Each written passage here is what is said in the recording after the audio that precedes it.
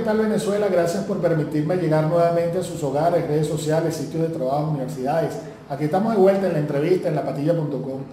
Y en esta oportunidad seguimos acá en el Ministerio Público en el exilio y vamos a conversar con Zair Mundaray, quien es el director de actuación procesal del Ministerio Público, valga la redundancia, en el exilio. Muchísimas gracias, doctor Mundaray, por atendernos acá en esta entrevista en La Patilla. Y quisiéramos comenzar conociendo su apreciación y sus consideraciones sobre cómo se encuentra el Poder Judicial actualmente en Venezuela y específicamente la Fiscalía allá en Caracas.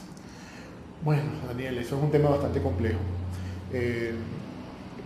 Está claro que para el Estado la columna vertebral del Estado de Derecho y de la fórmula de respeto a los derechos ciudadanos debe ser esencialmente un Poder Judicial independiente, libre, que goce de plena autonomía, e igualmente un Ministerio Público que inste la acción penal en esos mismos términos. Eso está claro que en Venezuela no existe. Resulta bastante lamentable la situación en la cual se encuentran ambos poderes en la actualidad. Ambos poderes están sometidos a los designios del Ejecutivo y están siendo objeto de desmantelamiento. Específicamente en el caso del Ministerio Público resulta más doloroso porque el Ministerio Público construyó durante muchos años unas áreas importantes de investigación, unas áreas educativas, unas áreas de formación que tenían un proyecto a largo plazo, un proyecto país, ¿no?, de criminalística, un proyecto país, un proyecto gerencial en el cual nosotros creíamos y que estaba basado esencialmente en el conocimiento y en la excelencia. Veo con estupor y con mucho dolor, después de haber trabajado 19 años allí, cómo el Ministerio Público desmanteló los laboratorios de investigación, desmanteló las unidades criminalísticas, la Escuela Nacional de Fiscales, que fue incluso, es importante que la gente lo sepa, un referente latinoamericano. Muchos fiscales generales y funcionarios de diferentes fiscalías a nivel regional fueron a Venezuela a ver nuestro modelo educativo, que era un modelo,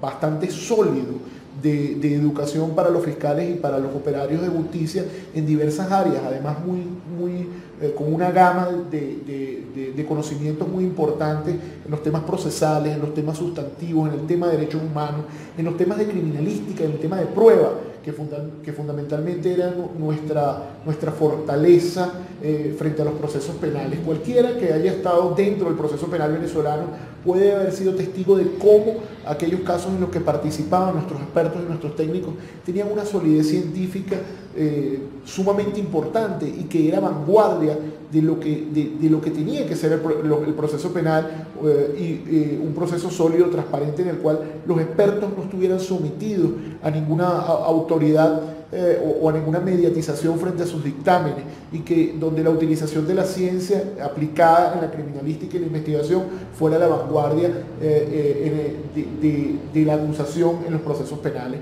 o del sobreseimiento en los procesos penales. De modo que estamos en un franco retroceso lamentable, porque esos constructos en el que participan muchas personas y ese abordaje del conocimiento se perdió en Venezuela, y llegará el momento en que tendremos que reconstruir todo aquello, sí, ese desmantelamiento. En Venezuela se ha hablado, quizás rumor, o nos ha llegado a nosotros los comunicadores que manejamos la fuente de sucesos y la de judicial, extraoficialmente, que Venezuela pudiese volver otra vez al sistema procesal inquisitivo, e inclusive que hay un proyecto, un texto legal para volver a lo que realmente muchas personas calificaron como un ordenamiento quizás que no se ajustaba al derecho per se. ¿Qué información maneja usted sobre eso? Sí, bueno, hay mucha información que incluso es pública, Daniel.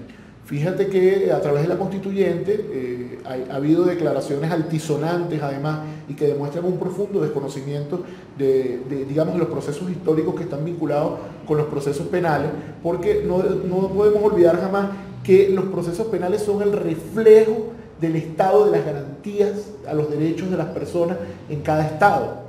Los estados autoritarios tienen procesos penales que generalmente limitan el ejercicio de los derechos de los justiciables y de las víctimas.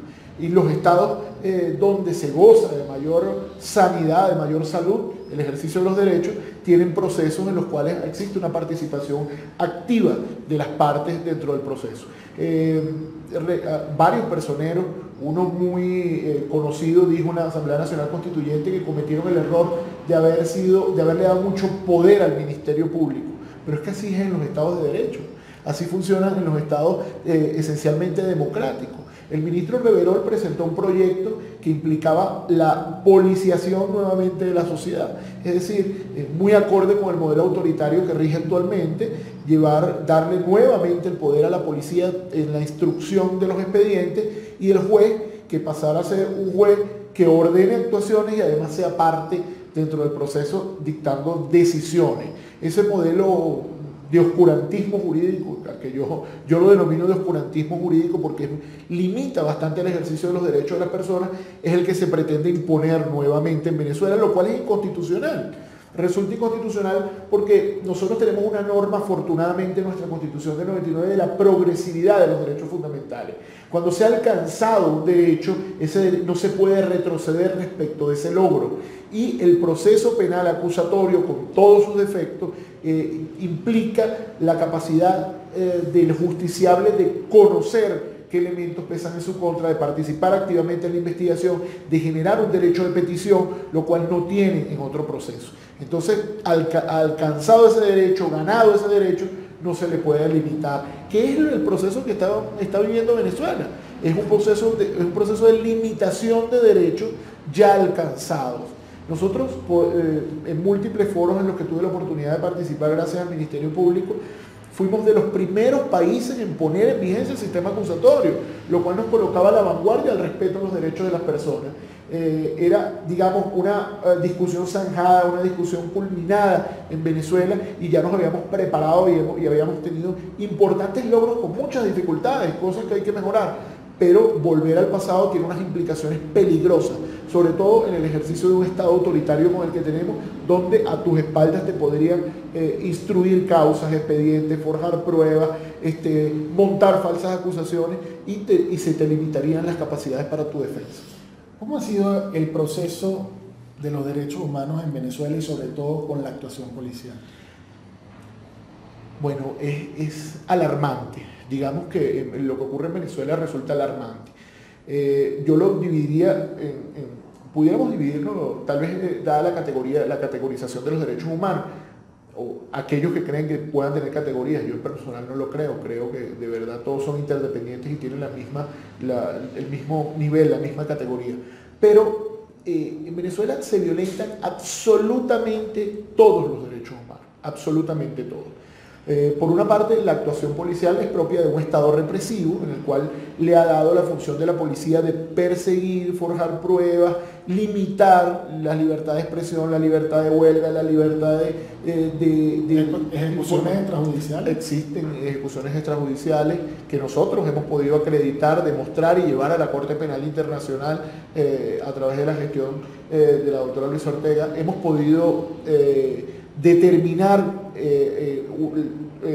torturas, limitaciones a todo tipo de derechos, acceder a las pruebas, forjamiento probatorio, una cantidad de situaciones que realmente distan bastante de lo que es el ordenamiento constitucional y además la evolución de los derechos humanos en la totalidad de los estados occidentales. Nosotros podemos decir que Venezuela pasó de tener un ordenamiento jurídico sólido que se nos mantenía a la vanguardia del respeto a los derechos humanos a estar de últimos en eso.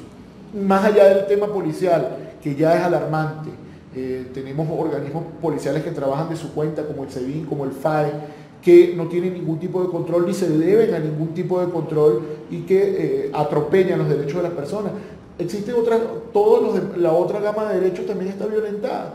El acceso a la salud, el acceso a los medicamentos, a la educación, a los alimentos, toda esa gama de derechos se encuentra violentada por el Estado. El Estado no hace absolutamente nada por tratar de paliar la situación y por el contrario, yo considero que nos encontramos ante una nueva forma de agresión, de exterminio de los ciudadanos, donde se procura que expulsar a la mayor cantidad de venezolanos de su tierra, que se vayan, y tratar de quedarse con una población absolutamente dependiente de quienes ejercen el poder de una forma despótica. A propósito de ello, recientemente hubo unas excarcelaciones. Me llama mucho la atención que algunas son con medidas cautelares y que le prohíben a estas personas poderse comunicar, poderse expresar a través de los medios de comunicación, tomando en cuenta que la libertad de expresión es un derecho humano fundamental. Entonces, eso está en la norma, eso se puede practicar, que la gente no puede hablar con una medida, a través de una medida sustitutiva de libertad. Bueno, eso, Daniel, te puedo decir, es una verdadera atrocidad jurídica. Está claro que los jueces, como medidas cautelares, pueden limitar algunos derechos, pero yo invito, sobre todo esto va para los penalistas y los expertos, esta es la primera vez que se puede ver que una medida cautelar es más lesiva que la pena misma. Si las medidas cautelares tienen como objetivo asegurar al sujeto, al sometimiento pacífico de la acción del Estado en la persecución penal, además de estar establecido en la norma. Además de estar establecido en la norma, ¿cómo es posible que se te coloque una medida cautelar que jamás podrías colocar como pena? Porque si tú analizas el catálogo de penas que tiene nuestro Código Penal, en ninguna parte dice que se puede limitar el derecho de expresión, pero se limita por vía cautelar. Es decir, ya la medida cautelar es más lesiva que la pena misma. Cuando estamos en una situación de presunción de inocencia aún, donde una persona no ha sido juzgada, no tiene una sentencia en su contra, pero ya tiene una limitación de un derecho que ni la pena podría conculcar. Entonces, realmente estamos ante la violación de un derecho fundamental, ante una extralimitación de funciones a los jueces, y creo que va a haber, Venezuela se acercará a un periodo histórico en el cual habrá que depurar, sobre todo el sistema judicial, qué jueces se prestaron a este tipo de medidas que son claramente violatorias del ordenamiento jurídico y de los derechos fundamentales de la gente, de modo en que tendrán esencialmente que responder por esos actos y tendrán que responder para la historia, además de que deben ser difundidos de modo que no haya repetición, porque la memoria es fundamental. En las sociedades debe haber memoria para no repetir ese tipo de actuaciones. El tiempo apremia, pero no me gustaría despedirme antes sin preguntarle cómo va el proceso venezolano, proceso del presidente Nicolás Maduro y quizás otros también personeros del gobierno en la Corte Penal Internacional, pero específicamente en el tema de derechos humanos, cómo va el caso, por ejemplo, con Gustavo González López. Bueno, ahí en la Corte Penal Internacional se ha presentado fundadas pruebas, fundados elementos de convicción, como decimos nosotros en esta fase, para estructurar un caso de violación generalizada y sistemática de derechos humanos sin lugar a dudas. ¿Okay? No es porque hayamos tenido la oportunidad de trabajar directamente en esto, sino que una visión objetiva de esto nos dice que en Venezuela hay un aparato de terror que sistemáticamente violenta derechos humanos, lesiona personas, asesina personas y que ha optado por el uso desmedido de la fuerza contra quienes ejercen derechos fundamentales como el de la protesta. Ese caso se encuentra en examen preliminar actualmente. Yo estoy convencido de que el sistema de justicia, el sistema internacional de justicia está a prueba con el caso venezolano. De lo que haga frente al caso venezolano dependerá su legitimidad, porque dificulto mucho que haya un caso más claro entre todos los que hayan sido llevados a la Corte Penal Internacional. Y te voy a decir por qué. Porque en este caso no es una denuncia pidiéndole a la Corte que investigue. En este caso se presentaron los casos ya investigados conforme a nuestro ordenamiento jurídico.